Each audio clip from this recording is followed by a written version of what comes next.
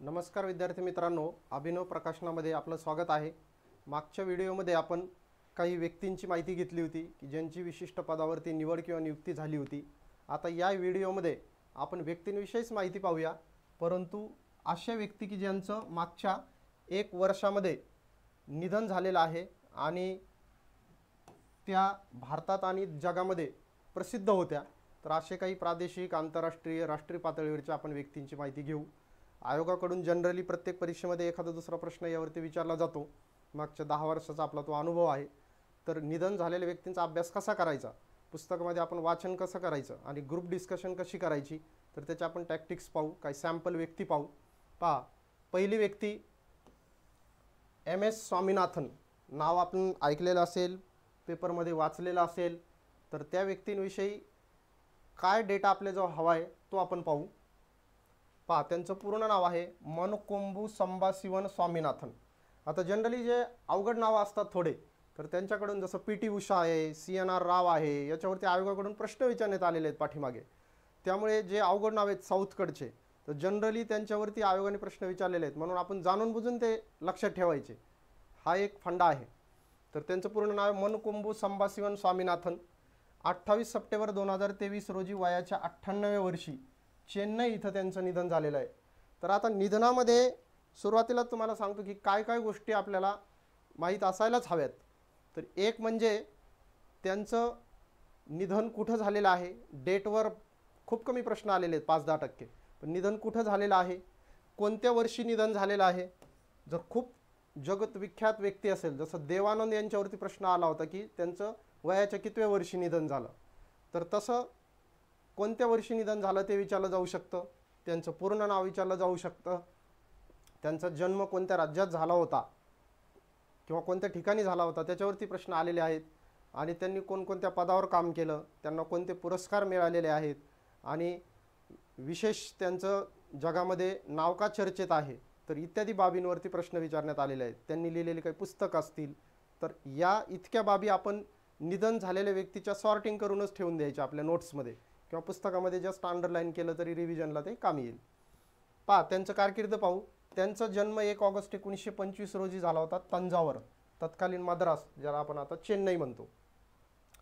भारतातील हरित क्रांतीचे जनक, तर हे अत्यंत महत्त्वाचं आहे, तुम्ही वाचलेलं आहे बऱ्याच विषयामध्ये। आणि भारतातील हरित क्रांती जी आहे, तर तुम्हाला माहिती आहे 1965-66च्या काळामध्ये भारतामध्ये हरित क्रांती झाली होती, विशेषतः तांदूळ आणि गहूच्या उत्पादनामध्ये। तर त्यांना तसं का म्हटलं जातं, तर अधिक उत्पादन देणाऱ्या भात आणि गव्हाचा नवीन वाण सीड्स त्यांनी विकसित केले। बऱ्याचशा देशांचा दौरा केला, इस्रायल किंवा युरोपियन कंट्रीज, आणि तिथनं ते वाण आले, ते विकसित केले, आणि भारतामध्ये गहू आणि तांदळामध्ये भारत 1965-66 मध्ये स्वावलंबी झाला, एक मोठी क्रांती झाली, त्याला आपण हरित क्रांती म्हणतो। आणि त्याचं जनकत्व जातं हे MS स्वामीनाथन यांच्याकडे।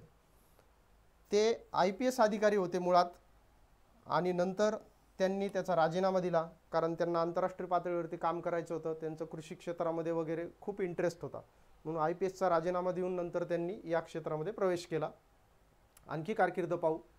1972 ते 1979च्या दरम्यान भारतीय कृषी संशोधन परिषद, जी नवी दिल्ली इथं आहे, पहा, मुळात भारतीय कृषी संशोधन संस्था ही पुसा बिहारमध्ये स्थापन झाली होती, आणि नंतर त्याचं भारतीय कृषी संशोधन परिषदेमध्ये रूपांतर झालं, आणि नवी दिल्लीमध्ये त्याचं हेडक्वार्टर शिफ्ट झालं। तर त्या परिषदेचे ते अध्यक्ष होते, तसेच 72 ते 80च्या दरम्यान त्या परिषदेचे ते महासंचालक होते। 1984 ते 90च्या दरम्यान international union for the conservation of nature and natural रिसोर्सेसचे देखील ते अध्यक्ष होते। याशिवाय 89 ते 98 दरम्यान world wildlife fund for nature इंडियाचे ते अध्यक्ष होते। म्हणजे तुम्हाला मल्टी स्टेटमेंटमध्ये विचारलं जाऊ शकतं की MS स्वामीनाथन यांनी पुढीलपैकी कोणते पद भूषवले होते, अ, ब, क, ड, किंवा पुढीलपैकी कोणते पद भूषवले नव्हते। तर हे आपल्याला पर्टिक्युलर माहीत पाहिजे की इत्यादी पदं त्यांनी भूषवली होती। असे कोणत्याही व्यक्तीची भूषवलेली पदे आपण पर्टिक्युलर माहीत करून घ्यायची। आता त्यांना प्राप्त पुरस्कार, त्यांना पद्मश्री पुरस्कार मिळालेला आहे, पद्मभूषण मिळालेला आहे, आणि शिवाय पद्मविभूषण, म्हणजे टॉप 4 पैकी भारतरत्न सोडून बाकीचे जे 3 पुरस्कार आहेत, असे 3ही पुरस्कार त्यांना मिळालेले आहेत, हे लक्षात असू द्या। याशिवाय त्यांना आशियाचा प्रति नोबेल पुरस्कार ज्याला आपण म्हणतो, रॅमन मॅग्सेसे पुरस्कार तो देखील मिळालेला आहे. जागतिक अन्न पुरस्कारही त्यांना मिळालेला आहे आणि युनेस्को गांधी सुवर्ण पदकाने देखील त्यांना सन्मानित करण्यात आलेलं आहे. ठीक आहे. यानंतरची आपण व्यक्ती पाहू. ना.धों महानोर, म्हणजे साहित्य क्षेत्रातले, चित्रपट क्षेत्रातले, कृषी क्षेत्रातले, संशोधन क्षेत्रातले, राजकीय क्षेत्रातले, अशा वेगवेगळ्या क्षेत्रातल्या व्यक्तीवरती प्रश्न आलेले आहेत. त्यातले साहित्य क्षेत्रातील एक व्यक्ती पाहू. ना.धों महानोर, नामदेव धोंडो महानोर असं त्यांचं पूर्ण नाव आहे. ते प्रसिद्ध कवी, गीतकार, ज्येष्ठ साहित्यिक आणि माजी आमदार होते. पाहू त्यांची कारकीर्द. त्यांचं निधन झालं 3 ऑगस्ट 2023 रोजी वयाच्या 80व्या वर्षी.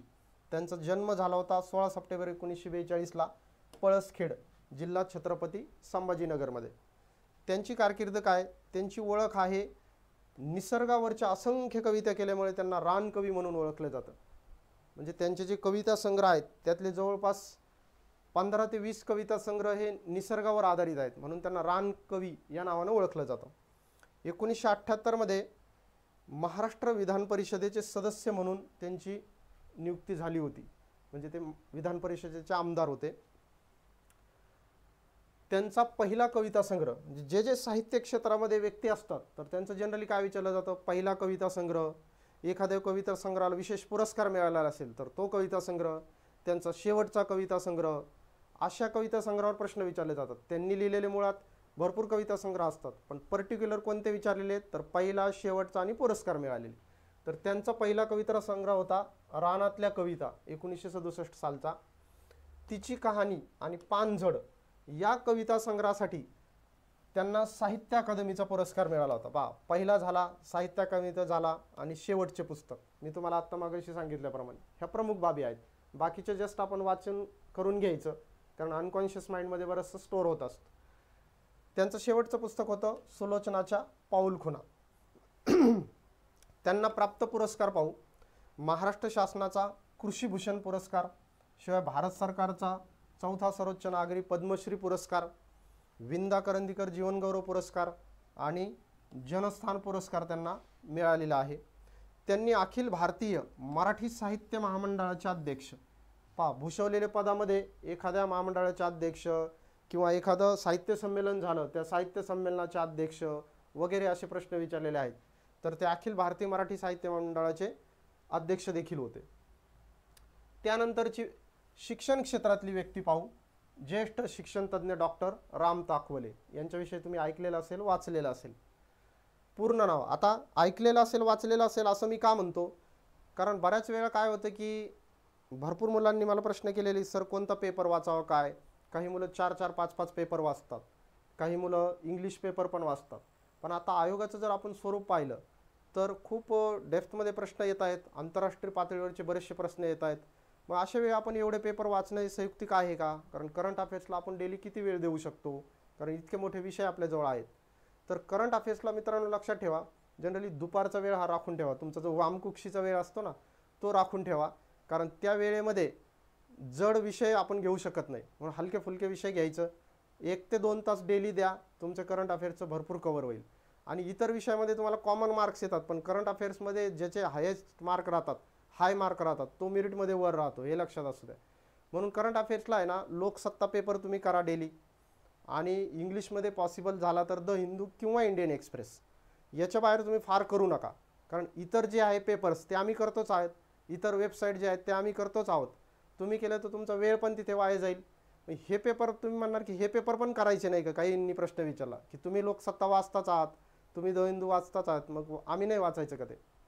तर काय करा, किमान एक तरी पेपर वाचा. त्याचं कारण असं की डॉक्टर राम ताकवले यांचं निधन झालं हे आपण तिथं वाचलेलं असतं, मग अनकॉन्शियस माइंडमध्ये ते स्टोअर होतं की हां ह्यांचं निधन झालेलं आहे, फक्त तुम्ही तो आर्टिकल वाचला.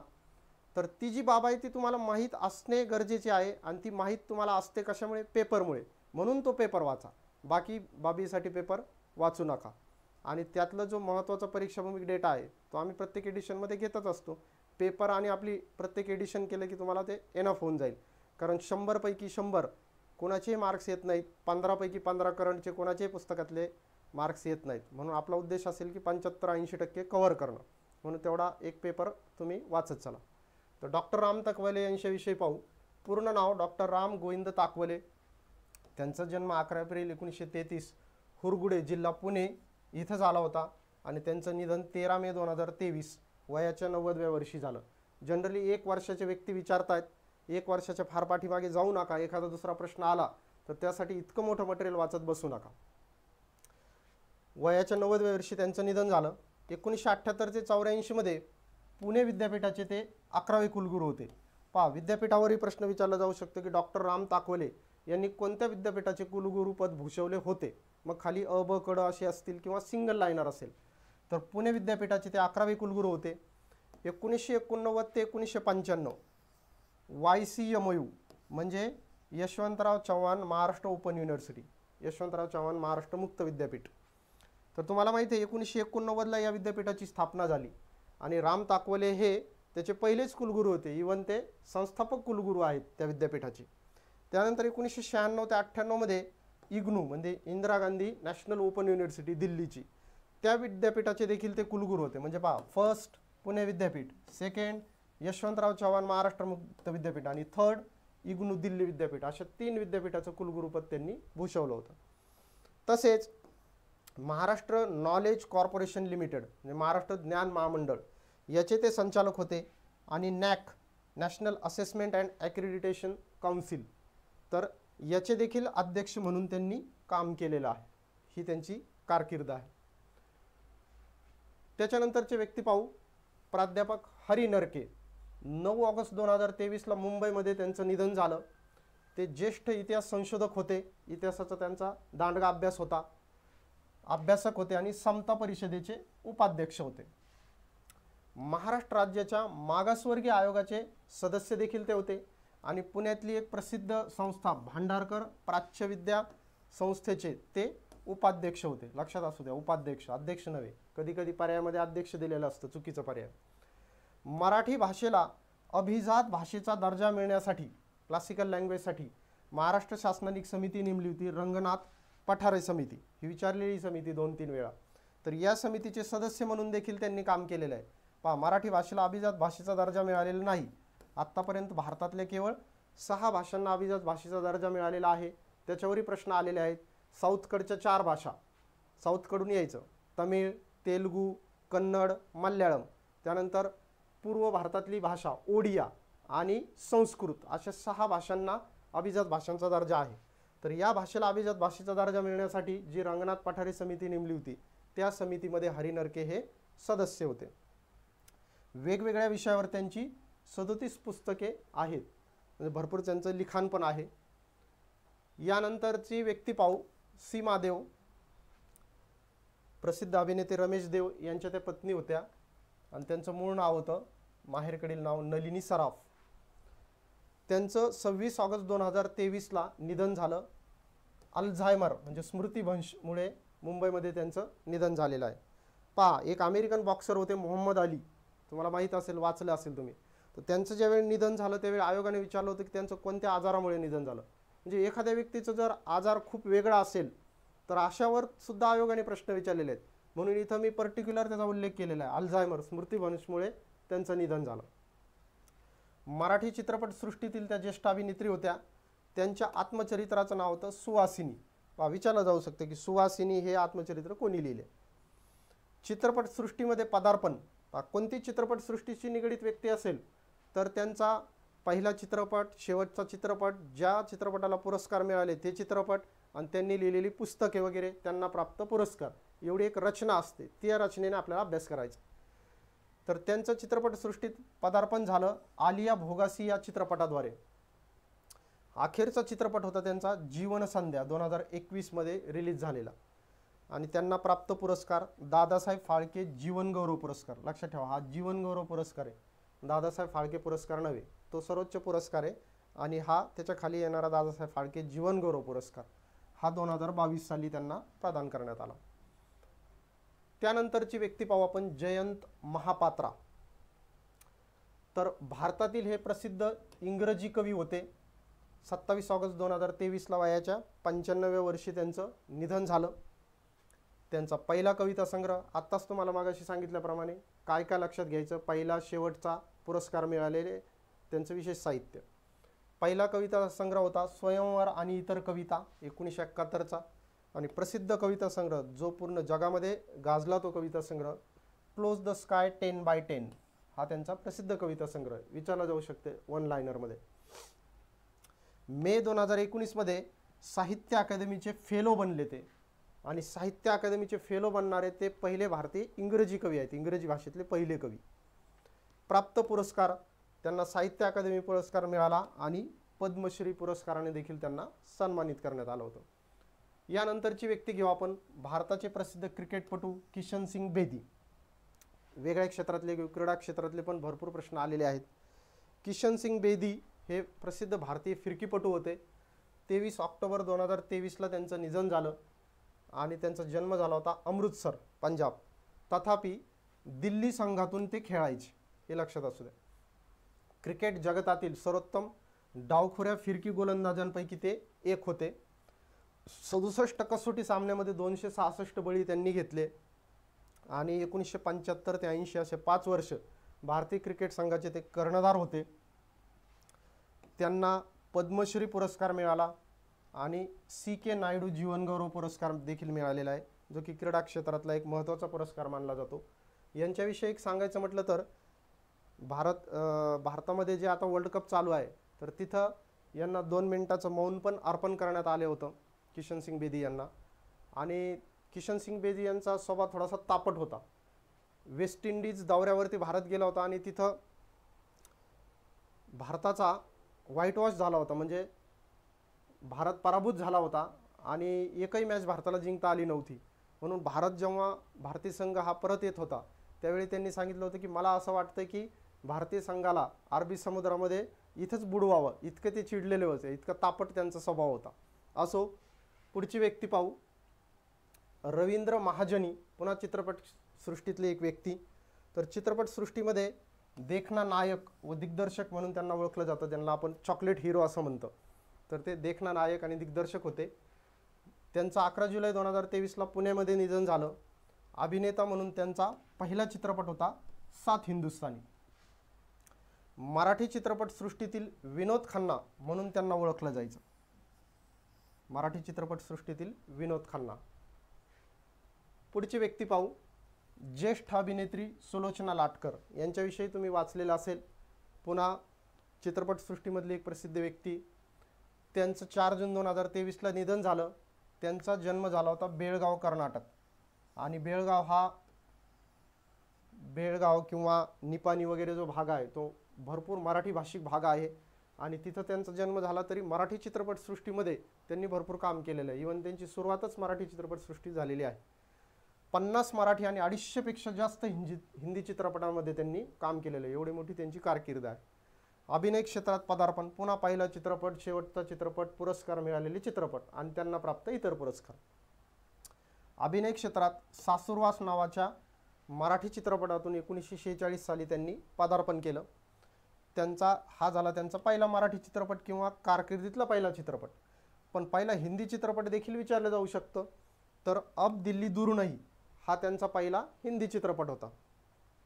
त्यांना प्राप्त पुरस्कार, त्यांना पद्मश्री, महाराष्ट्र भूषण, अखिल भारतीय मराठी चित्रपट महामंडळाचा चित्रभूषण पुरस्कार इत्यादी पुरस्कारांनी सन्मानित करण्यात आलं होतं. म्हणजे हा प्रमुख पुरस्कार आहे महाराष्ट्र भूषण, हे लक्षात असू द्या. त्यानंतरची व्यक्ती पाहू, एक आंतरराष्ट्रीय लेवलची व्यक्ती, डॅनियल एल्सबर्ग. आजकाल आयोगाचा जो कल आहे तो राष्ट्रीयकडून आंतरराष्ट्रीयकडे जास्त आहे, तुम्हाला लक्षात येईल. मागच्या 2 वर्षामध्ये आयोगाकडून आंतरराष्ट्रीय पातळीवरचे जास्त प्रश्न येत आहेत. म्हणजे जर 10 प्रश्न विचारले तर महाराष्ट्र लेवलचे 1-2च प्रश्न त्यात येत आहेत. म्हणून आपण अशा आंतरराष्ट्रीय व्यक्तींवर सुद्धा आपल्या पुस्तकामध्ये जास्त फोकस टाकलेला आहे. डॅनियल एल्सबर्ग कोण होते? तर अमेरिकेचं संरक्षण मुख्यालय पेंटागॉन. तर या पेंटागॉनची गोपनीय कागदपत्र त्यांनी फोडली होती, लिकेज केली होती. त्याला पेंटागॉन पेपर्स असं म्हणतात. आणि हे पेंटागॉन पेपर्स उघड करून अमेरिका आणि व्हिएतनाम यांच्यामध्ये जे युद्ध झालं होतं तर त्या युद्धामध्ये हे पेंटागॉन पेपर्स त्या युद्धाच्या वेळेस लिकेज झाले आणि त्यावेळी जगामध्ये त्यांचं खूप नाव झालं. त्यांना जागले असं म्हटलं जातं, व्हिसल ब्लोअर. तर त्यावेळी अमेरिकेतल्या पेंटागॉन पेपर्समध्ये अमेरिकेतल्या नागरिकांची कशी फसवणूक झालेली आहे आणि अमेरिकेने व्हिएतनाम वरती जे युद्ध पुकारलं होतं ते कसं संशयास्पद होतं हे त्यांनी या पेपर्समधून दाखवून दिलं होतं. आणि म्हणून त्यांना कधी कधी असं म्हटलं जातं की अमेरिकेचा सर्वाधिक धोकादायक व्यक्ती म्हणजे डॅनियल एल्सबर्ग. तर त्यांचं 92व्या वर्षी 16 जून 2023ला निधन झालं. त्यांचा जन्म 1931 साली झाला होता शिकागो अमेरिका इथं. आणि 1960च्या दशकात व्हिएतनाम प्रश्नातील सरकारी आणि खाजगी सल्लागार म्हणून त्यांनी काम केलं होतं. अमेरिकेतल्या लष्करी विश्लेषक अशी त्यांची ओळख होती. अमेरिकेमध्ये जे लष्करी सल्लागार आहेत तर ते प्रमुख लष्करी सल्लागार म्हणून देखील त्यांनी काम केलेलं होतं. आणि त्यांच्या त्या भूमिकेमुळे ते जगामध्ये खूप गाजले होते. तर अशा प्रकारे आपण ज्या 10 व्यक्ती पाहिल्या तर असे वर्षभरामध्ये जवळपास 40-50 व्यक्तींचं निधन झालेलं आहे मागच्या 1 वर्षात. तर काही ज्या मायनर लेवलचे व्यक्ती आहेत त्यांच्यावरही प्रश्न विचारले जाऊ शकतात, काही मेजर व्यक्ती आहेत त्यांच्यावरही प्रश्न विचारले जाऊ शकतात. तर प्रत्येक वेगवेगळ्या क्षेत्रातल्या व्यक्तीचा आपण पाहिलं की कसा अभ्यास करायचा आणि पॉईंट्स कसे आपण काढायचे आपल्या डायरीमध्ये किंवा पुस्तकामध्ये कसे अंडरलाईन करायचे, आणि तीच ग्रुप डिस्कशन असते. तर इथं आपल्या 1 जानेवारी 2023 पासून ऑक्टोबर 2023 पर्यंत 4 एडिशन्स पब्लिश झालेले आहेत, 35 ते 38. प्रत्येक एडिशनमध्ये आपले 2 ते 3 महिन्याचा डेटा असतो. आणि आत्ता जे आपण व्यक्ती पाहिल्या अशा ज्या व्यक्तींचं निधन झालेलं आहे तर ते आपण पूर्ण इश्यूजमध्ये, काही संक्षिप्तमध्ये आणि काही वन लायनरमध्ये असं 3 प्रकारे आपण कव्हर करतो. तर ते सगळं कव्हरेज तुम्हाला आपल्या 4 एडिशनमध्ये मिळेल. त्यातली आत्ताची रिसेंट एडिशन आहे आपली 38वी आवृत्ती, 1 ऑगस्ट ते 30 सप्टेंबर 2 महिन्याच्या घडामोडी यात आहे. आणि त्याआधीची 37वी आवृत्ती ज्यामध्ये 11 मे ते 31 जुलैच्या घडामोडी आहेत 2.5 महिन्यांच्या. तर अशा 4 एडिशनचा तुम्ही आगामी गट ब आणि गट क मुख्य परीक्षेसाठी अभ्यास करावा, जेणेकरून वर्षभराच्या तुमच्या सगळ्या घडामोडी त्याच्यामध्ये कव्हर होतील. तर इथं तुम्हाला हा व्हिडिओ आवडला असेल तर नक्की लाईक आणि शेअर करा. आपल्या यूट्यूब चॅनलला सबस्क्राईब करा. शिवाय आपलं एक टेलिग्राम चॅनल आहे अभिनव प्रकाशन पुणे, यावरती आपण डेली अपडेट्स किंवा काही कात्रणं असतील, आयोगाचा निकाल असेल किंवा काही आयोगाकडून प्रसिद्धीपत्रक वगैरे टाकण्यात आलेलं असेल, एखादी जाहिरात निघलेली असेल, तर सगळ्या क्षेत्रातलं इथं आपण अपडेट्स टाकत असतो. त्याला नक्की तुम्ही सबस्क्राईब करा. आणि तुमच्याही काही अपेक्षा असतील की असा घटक आपल्याला घेणं आवश्यक आहे तर ते कॉमेंटमध्ये नक्की लिहा. या दोन्ही एडिशनचं जे सॅम्पल कॉपी आहे मी तुम्हाला इथे डिस्क्रिप्शन बॉक्समध्ये प्रोव्हाइड करत आहे. अशाच प्रकारचे इतर आपले बुद्धिमत्ता, गणित यांची पण पुस्तकं आहेत, ते नक्की पहा आणि त्याचा जास्तीत जास्त लाभ घ्या. आगामी ज्या गट ब गट क च्या मुख्य परीक्षा आहेत त्या दोन्ही परीक्षांना, तसेच डिपार्टमेंटल PSIची परीक्षा, शिवाय TCS IBPSच्या परीक्षा यांसाठी तुम्हाला सर्वांना माझ्या हार्दिक शुभेच्छा. पुन्हा भेटू पुढच्या एका व्हिडिओमध्ये. All the best. थँक्यू.